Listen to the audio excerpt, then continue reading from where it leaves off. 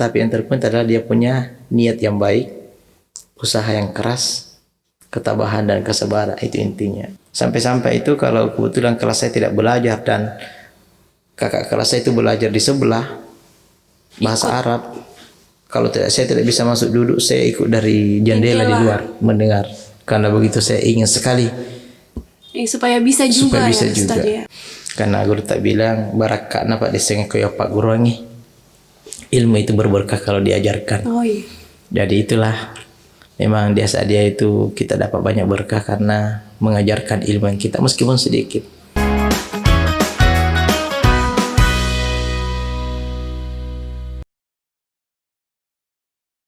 Setelah mendaftar, proses itu mendaftar lalu kemudian diterima. Nah, setelah semua selesai itu dan ternyata uang saya itu sudah menipis sekali. Habis karena harus beli kitab. Iya. Ada juga buku-buku di sekolah yang harus kita ini. Ada juga kostumnya itu beberapa macam yang harus kita beli. Dan keperluan lain. Mau beli sepatu dan sebagainya itu. Akhirnya uang itu sudah menipis sekali karena bekal hanya 500.000 dari orang tua. Itu daftar benar-benar mandiri ya Ustadz ya? Iya, mandiri. Datang sendiri ke Sengkang. Terus cari orang yang dikenal juga. Iya. Nggak jelas. Bahkan sampai saat itu juga belum muncul itu Abu Al-Hannaj, tidak ada yang kenal. Karena memang namanya salah. Bukan saya yang salah. Ya, jadi saya sangat berterima kasih sekali sama beliau itu karena asbab beliau lah akhirnya saya juga masuk di Sengkang untuk lanjutkan sekolah. Nah, disinilah dulu saya mulai start masuk sekolah ya. Di situ kan saya bisa dikata tak ada modal dari sanawiyah karena memang hanya menghafal. Iya. Kalau Al-Qur'annya ya oke lah, bacaannya sudah oke, hafalannya iya, tapi pelajaran lain umumnya. Bukan umum aja, bahasa Arabnya itu kan juga. Bahasa Arab itu dulu itu saya nggak betul itu namanya nahwu, sorof. Apalagi kalau istilah mengira ya, mengirab itu saya kagum betul dengan teman-teman saya. Ada teman saya namanya Sabaruddin, Masyhuri dan teman-teman yang lain itu yang kalau guru tak dataran dari Idman Salewa itu bilang niga misi mirai. Wah, kalau sudah menerangkan itu qama Zaidun ya, qama Zaidun. Wah, berlomba-lomba mereka angkat tangan. Saya ini dengan ada kawan saya namanya Abdul Malik ya, Abdul Malik Tibo, Dr. Abdul Malik itu, saya berdua itu sama-sama tidak paham apa-apa. Jadi kalau bingung kalau orang masa itu di atas di papan tulis qama Zaidun itu bisanya dia uraikan itu dengan lancar dan panjang. Qama fi'lun madhi mabniun al-fathi la mahalla lahu min al-i'rabi Zaidun fa'ilun wa huwa marfu' wa alamat rafi dhammatun zahiratun fi akhirih li'anna ismu mufrad. Itu panjangnya, hebatnya ini anaknya orang berbahasa Arab. Nah, waktu itu karena saya tidak punya dasar sama sekali, saya berkata dalam diri saya, harus bisa ini. Iya, kalau saya ini penghafal Al-Quran, mereka buka penghafal Al-Quran, kok bisa ya? Saya ingat betul itu pasnya guru saya di Belawa dulu, Ustaz Babil itu mengatakan, aku ikut nak melemak mana guru sini nak guru lengi. Akhirnya saya ingat itu dan saya termotivasi dari guru saya itu, dan waktu itu saya betul-betul mau belajar. Sampai-sampai itu kalau kebetulan kelas saya tidak belajar dan kakak kelas saya itu belajar di sebelah bahasa Arab, kalau saya tidak bisa masuk duduk, saya ikut dari jendela di luar mendengar, karena begitu saya ingin sekali supaya bisa juga. Ya. Ya, dan alhamdulillah semangat saya itu akhirnya saya berbagai cara, saya termasuk sama teman-teman yang biasa mengi'rab itu mengatakan tolong tuliskan, saya sudah bisa, saya hafal seperti itu. Jadi saya hafal karena saya kan modal menghafal mudah sekali bagi saya. Iya. Makanya saya dituliskan itu. Awalnya saya hafal, kemudian dalam jangka 1 tahun itu saya sudah mulai paham. Karena saya sudah pelajari apa itu mubtada dengan definisinya, apa itu khabar, apa itu ismu kana, khabar kana, ismu inna, khabar inna dan sebagainya itu.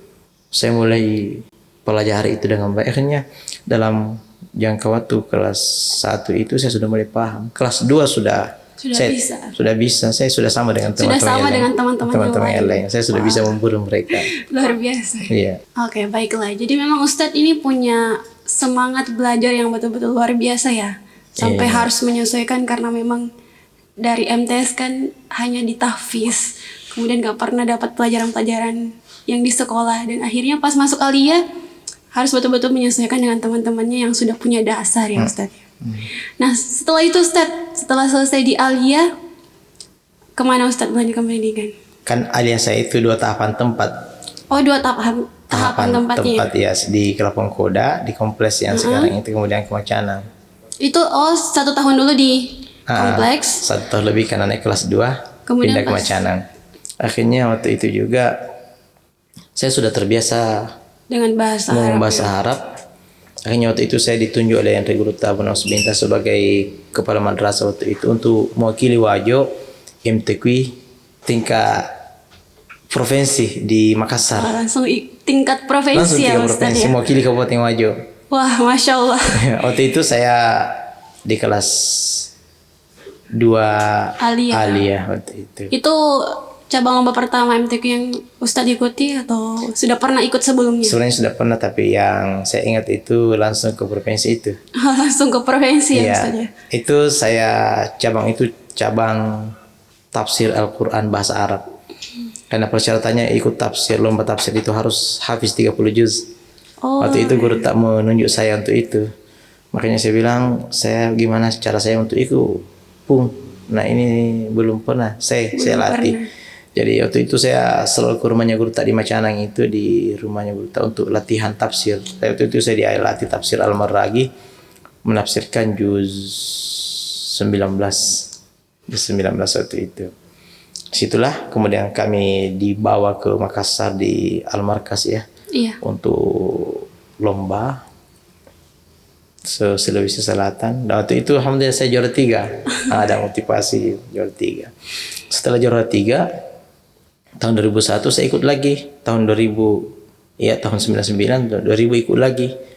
Ya, itu di mana Ustaz? Di Takalar, tingkat provinsi juga. Tingkat provinsi juga. Itu saya masih juara 3 lagi. Ya. Nah, setelahnya itu sampai beberapa tahun ke belakang itu saya juara 1 terus. Akhirnya aktif ikut cabang lomba MTQ lomba ya. Setiap tahun, mulai di Pinrang juara 1, kemudian di Bantai juara 1 lagi, di Kabupaten. Pokoknya semua tingkat provinsi. Iya, juara 1 terus untuk Pernah mewakili. sampai tingkat nasional Ustaz? Iya, sudah beberapa kali, bahkan sampai kalau nggak salah 9 sampai 10 kali sampai ke nasional. Wah, luar biasa sekali ya Ustaz. Iya, di antaranya itu pernah mewakili beberapa kali Sulawesi Selatan, pernah juga mewakili beberapa kali Sulawesi Tengah dan Sulawesi Tenggara. Seperti itu. Jadi alhamdulillah banyak terbang kemana-mana, melihat kampungnya orang dalam rangka MTQ itu tanpa bayar apa-apa, malah kita yang dibayar. Iya. Akhirnya karena kita yang dibayar, ada lagi biaya sekolah. Seperti itu. Ada masuk juga. Ya, jadi selain karena kita memang punya kesenangan ikut lomba seperti itu, rupanya juga kita juga terbantu biaya-biaya kuliah itu, biaya sekolah seperti itu. Itulah mujizat Al-Quran ya Ya, Ustaz. alhamdulillah. Bisa jalan-jalan, dibiayai jalan-jalan, pula, dibiayai, terus iya. dapat uang jajan juga. Itulah berkahnya Al-Quran ya. Seperti Masya itu. Allah. Nah Ustaz, setelah di Aliyah, kemudian lanjut kuliah, itu di mana Ustaz?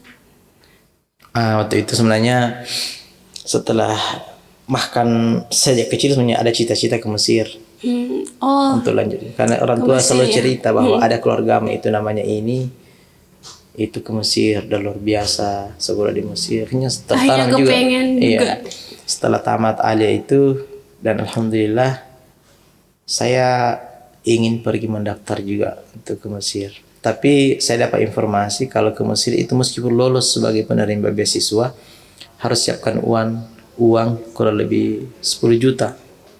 Nah, waktu itu kan untuk transportasi. Meskipun lolosnya tuh Iya. pakai beasiswa Ustaz. Iya, kan katanya beasiswa itu nanti di sana. Oh, Nah, jadi harus jadi biaya untuk sendiri transport dulu. dari sini ke Mesirnya itu pakai biaya sendiri Sendiri. begitu. Saya balik ke orang tua melapor bahwa saya mendaftar ini, dan meskipun katanya kalau lolos itu tetap siapkan. Tetap harus ada uang 10 juta itu. Iya. Bapak saya bilang, nak, saya sangat gembira sekali itu dan saya sangat senang. Tapi nak, kalau persoalan itu agaknya sulit. Susah ya? Nak, saya adakan uang sebanyak itu, 1 juta saja itu bagi saya sulit, kata orang tua itu. Akhirnya saya waktu itu sedikit lagi agak stres ya, karena pengen sekali ke Mesir. Karena saya kan sudah punya dasar bahasa Arab, Iya. ingin lebih diimprove ya, ditingkatkan ya Ustaz tingkatkan ya. lagi sampai ke sana untuk mempelajari. Kan tentunya untuk mendalami Islam kan harus bahasa Arab ya.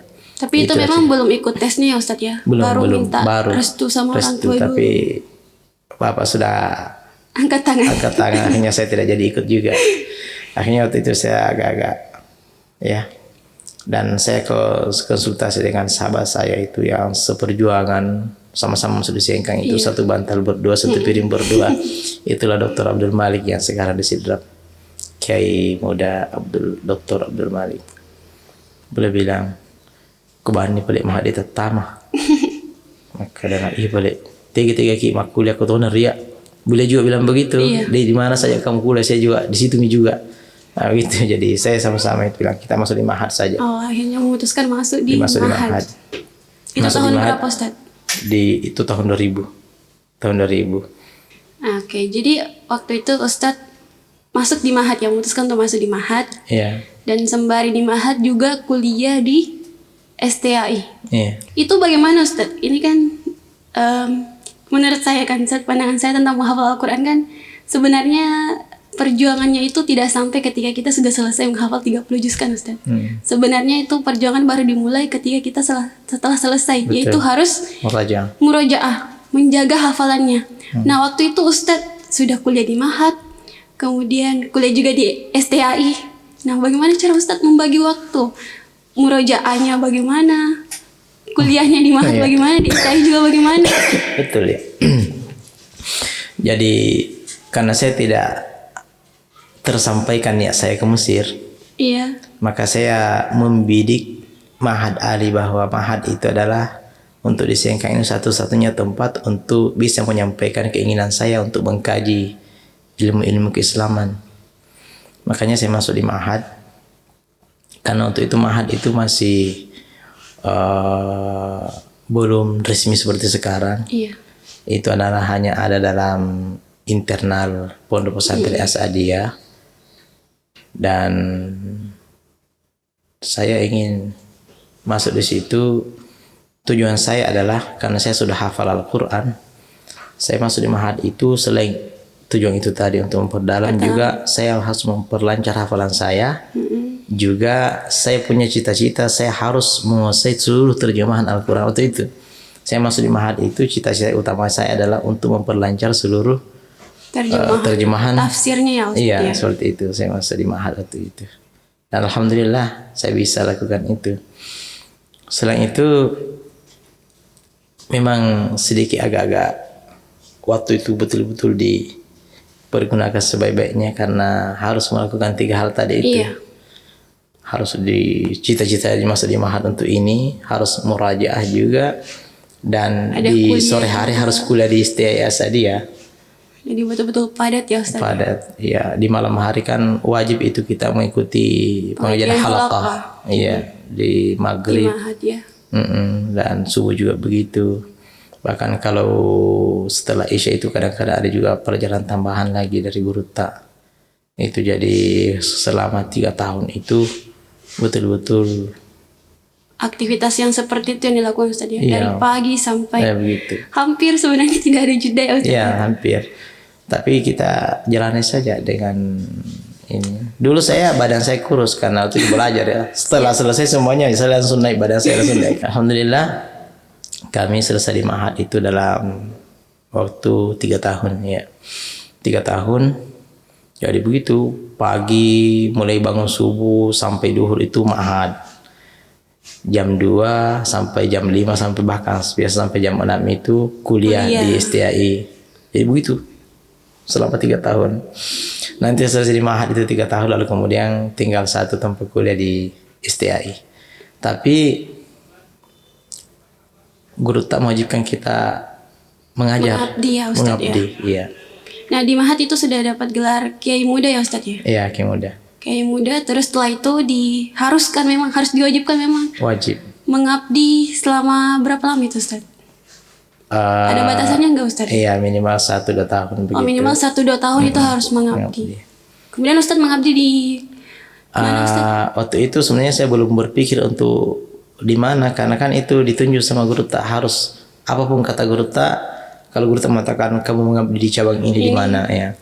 Tapi waktu itu kebetulan guru tak Dr. Andes Muhammad Idman Salewo langsung sudah pesan saya melalui dengan ini tadi, guru Tambolahan. Iya. Tambolahan aja itu. Tambolahan bilang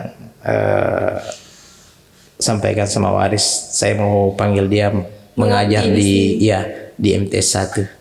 Jadi untung saja Ustadz ya dipanggilnya di MTS 1. Alhamdulillah tetap di kota kan. Iya. Tetap Coba biasa saja dia. Ustadz di luar kota, misalkan cabang ACD di luar kota. Iya, mungkin sulit otomatis karena waktu kan itu.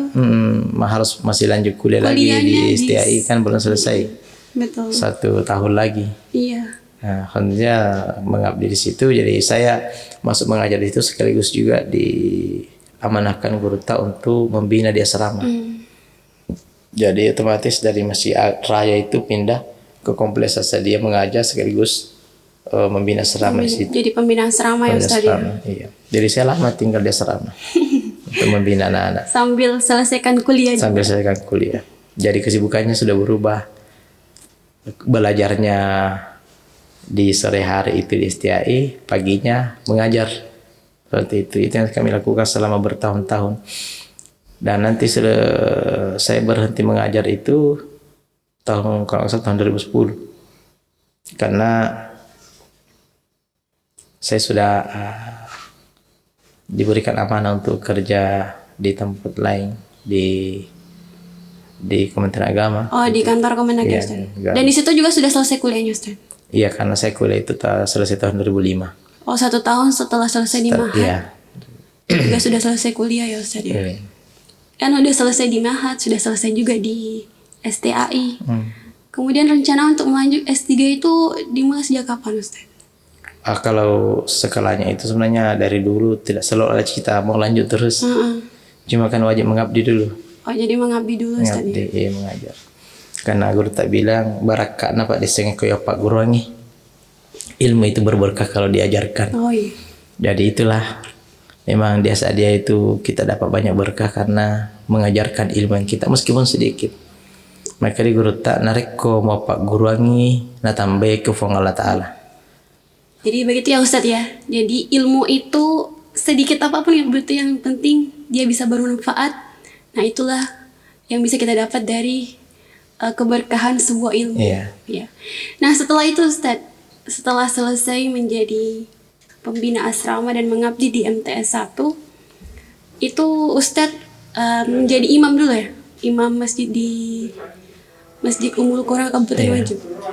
Saya jadi imam masjid itu di Masjid Agung Ummul Qura itu mulai tahun 2008. Tahun 2008. Ya, setelah meninggal Andre Guruta Halim Aco. Nah itu lalu kemudian saya didaulat oleh Andre Guruta Abanos Bintang dan Andre Guruta Prof Rafi Iya. yang jadi pimpinan waktu itu dia mengajak saya supaya saya Jadi imam jadi di imam di Masjid Agung menggantikan almarhum. Waktu itu alhamdulillah saya mengatakan insya Allah saya siap. Namun nanti saya ke sana setelah saya mengikuti MTQ nasional waktu itu waktu tahun itu 2007. sempat ikut Iya, MTQ lagi ya Ustadz ya? 2007 2008 wakili Sulawesi Selatan. Itu sudah menikah ya Ustadz ya? Sudah. Kemudian ikut Iya. mewakili Sulawesi Selatan. Iya. Setelah saya balik dari Banten waktu itu karena provinsi Banten sebagai tuan rumah, barulah saya ke Masjid Agung menjadi imam tahun 2008 itu. Disitulah mulai perjalanan karir Ustadz ya? Sebenarnya kalau karir kan mengajar itu sudah karir luar biasa kan. Sejak 2003 tadi setelah selesai di Mahat itu mengajar itu kan karir luar biasa kan. Disitulah keberkahannya. Kemudian Kalau yang lain itu hanya tambahan-tambahan aja sebenarnya. sebenarnya tambahan yang paling Iya. utama itu yang mengajarnya Mengajar, Ustadz iya. ya. Iya. Tapi setelah jadi imam itu udah nggak ngajar lagi di MTS 1. Masih. Oh masih sementara ngajar. Masih, iya. Kemudian jadi imam juga. Bahkan di Ale juga di Masyana ngajar. Oh waktu ngajar itu. di Ale Iya. juga waktu itu Iya. ya. Sejak tahun 2006 itu saya ngajar juga di Ale ya. Saya dengar Ustadz punya ini pondok penghafal Quran ya, pondok tahfiz. Oh iya. Sebenarnya pondok tahfiz itu hanya saya yang bina, saya yang Kita yang bentuk ya Ustadz ya. asal dia yang bentuk. Oh Ustadz yang bina gitu. Saya yang bina, dan itu saya ingat kan itu ada beberapa tempat yang utama di Sengkang ini, di kota Sengkang. Pertama Masjid Jami, Iya. tahfiz Masjid Jami, kemudian Masjid Raya waktu itu, kemudian Masjid Al-Ikhlas Lapong Koda. Nah, sejak 2003 itu saya sudah mulai membina tahfiz di Lapong Koda atas penyerahan dari Guru Ta Abdullah Mustafa. Beliau menyerahkan kepada saya untuk saya mengelola itu ya. itu, dan alhamdulillah sebelumnya itu tak ada yang mampu tembus 30 juz. Setelah saya yang kelola itu, alhamdulillah bisa, bahkan sudah puluhan yang khatam sampai sekarang. Alhamdulillah. Dan sekarang itu kami pindahkan ke Petir Sompe karena di komplit asas saja sudah tidak memungkinkan lagi, tidak muat. Tempatnya Makanya Ustadz ya. pindahkan tempatnya ke Patir Sompe sehingga menjadi tahfiz Asadia Patir Sompe. Itu di sana sudah beberapa banyak asrama ya, itu menampung ratusan santri. Dan itu Ustadz semua yang kelola. Iya, alhamdulillah saya banyak punya santri saya yang sudah khatam itu membantu saya untuk menjadi badal saya, Jadi pembina ya Ustadz ya. pembina sekaligus menerima setoran hafalannya santri-santri. Iya, alhamdulillah. Itu jadi sekarang ini tahfiz Asadia Lapong Koda itu yang kemudian menjadi tahfiz Asadia Patir Sompe itu sudah melahirkan banyak hafiz. Bahkan ada juga santri saya yang sudah mendirikan pondok tahfiz juga. Wah, Seperti ada pondok tahfiz Izzatul Quran Asadia di Kalimantan Timur itu di Samarinda. Itu dari santri saya yang pertama khatam itu. Namanya Abdurrahman, itu kandidat dokter juga sekarang, sambil membina tahfiznya di sana. nah itulah tadi perjalanan karir Ustadz ya, dari awal mulai masuk tahfiz sampai sekarang sudah bisa mengelola bahkan berbagai cabang pondok tahfiz yang ada di Kabupaten Wajo ya Ustadz ya. Nah Ustadz nih terakhir Ustadz, mungkin Ustadz bisa kasih pesan-pesan positif mungkin kepada orang tua juga yang ingin anaknya supaya bisa jadi penghafal Al-Quran, terutama juga pada generasi-generasi milenial yang juga ingin menjadi ahli Al-Quran. Mungkin Ustadz bisa sampaikan pesan-pesannya. Ya, baik. Jadi berusaha untuk dekat dengan Al-Quran itu adalah merupakan sesuatu yang sangat mulia. Karena untuk mendapatkan semua itu harus ada usaha. Dan usaha itu tidak semudah membalikkan telapak tangan. Kalau pedagang tentunya dengan berbagai cara untuk mendapatkan keuntungan besar. Demikian juga talibul ilm, para pencari ilmu, apalagi menghafal Al-Quran itu harus dengan usaha yang keras. Karena saya yakin bahwa semua orang itu bisa menghafal Al-Quran. Jadi kalau ada yang mengatakan hanya orang-orang tertentu, saya kira itu paradigma itu harus dihilangkan. Karena Allah memberikan potensi kepada setiap orang.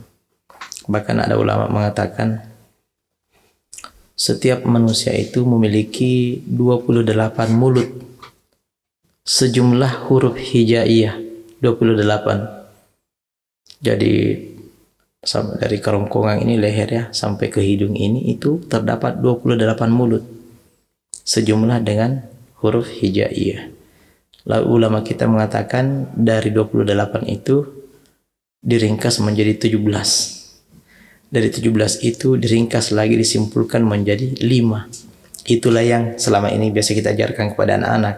Ada namanya huruf jauf, ya, atau huruf yang Dihasilkan dari keluar dari jauf itu rongga mulut. kerongkongan. Ada huruf yang keluar dari khayshum atau hidung, ya. Kemudian ada juga huruf yang keluar dari lisan, lidah. Ada beberapa. Kemudian ada juga huruf yang keluar dari asyafatan, kedua bibir, begitu. Ya. Ada juga, itulah dari 5 itu terkumpul beberapa huruf yang keluar dari situ. Nah, kenapa saya ungkapkan ini? Itu menunjukkan bahwa selama dia adalah seorang manusia, Allah sudah memberikan fasilitas yang kuat dalam dirinya itu untuk bisa menghafal Al-Quran. Jadi bukan hanya waris, bukan hanya anak-anak tertentu, tapi semua orang bisa. Tapi yang terpenting adalah dia punya niat yang baik, usaha yang keras, ketabahan dan kesabaran, itu intinya. Jadi saya kira semua pemirsa juga bisa menjadikan anak-anaknya penghafal. Bahkan jangankan anaknya, orang tua sendiri pun bisa menjadi penghafal Al-Quran. Al-Quran itu tidak memandang umur. Sahabat dulu kan rata-rata orang tua semua menghafal Al-Quran kan. Iya. Bagaimana Abu Bakar itu menjadi penghafal Al-Quran di usianya yang sudah puluhan tahun kan. Dan seluruh sahabat-sahabat yang lain, barangkali hanya Ali yang muda menghafal Al-Quran itu di usia muda. Yang lain itu rata-rata orang tua semua. Jadi makanya tidak ada orang yang tidak bisa menghafal Al-Quran, semuanya bisa. Semuanya bisa ya Ustaz? Semuanya bisa. Itu tergantung dari niat Iya. kita. Dan ingat, tak usah punya cita-cita banyak kalau menghafal Al-Quran. Allah itu akan menunjukkan jalannya. Mau jadi apa dan ini, niatkan saja, ya Allah, saya mau menghafal Al-Quran. Pasti Allah akan menunjukkan sesuatu kepada kita bahwa jalan hidupmu adalah ini. Kamu akan menjadi dokter, hafiz dokter. Kamu akan menjadi profesor, hafiz, dia adalah profesor juga, guru besar di bidang ilmu tertentu dan sebagainya. Kamu akan menjadi ini dan itu, mubalik. Apa hebatnya kalau seorang mubalik adalah hafiz juga. Kalau baca ayat tidak salah-salah kan. Kan banyak mubalik sekarang baca ayatnya salah-salah. Tapi terkenal di mana-mana. Nah itu banyak. Saya biasa lihat sajikan di TV, di mana atau dengar di radio itu karena bekal pandai berbicara, vokal dalam berbicaranya menjadi ustaz. Yang mestinya belum layak menjadi ustaz, sudah jadi ustaz karena hanya gara-gara bisa menciplak ceramah. Apalagi dikatakan ulama yang belum pernah belajar agama sudah jadi ulama gara-gara dia sudah digemari ceramahnya oleh masyarakat. Padahal kalau mereka mendekati Al-Quran lebih awal, dasar-dasarnya itu ilmu Al-Quran, hadis, ilmu bahasa Arab dia kuasai, maka insya Allah dalam menggali ilmu-ilmu keagamaan itu mereka akan kokoh dalam berfatwa atau mengeluarkan statement-statement itu, bukan berdasarkan apa yang dikatakan orang. Kan orang kan sekarang banyak-banyak ceramahnya seperti itu. Tidak perlu banyak cita-cita. Kalau seorang penghafal Al-Quran itu selalu saja ada jalan-jalan yang Allah berikan kepadanya untuk hidup. Karena orang yang hidup dalam naungan Al-Quran itu insya Allah pasti berberkah. Seperti itu. Saya sampai merinding ya Ustadz ya. Alhamdulillah. Intinya Ustadz, ketika kita mengejar ilmu akhirat, insya Allah dunia juga pasti bakal ikut ya Ustadz ya. Kata sebagian ulama kita kan, al-hukama mengatakan, man arada dunia fa'alaihi bil ilm. Iya. Wa man arada al-akhirah fa'alaihi bil ilm.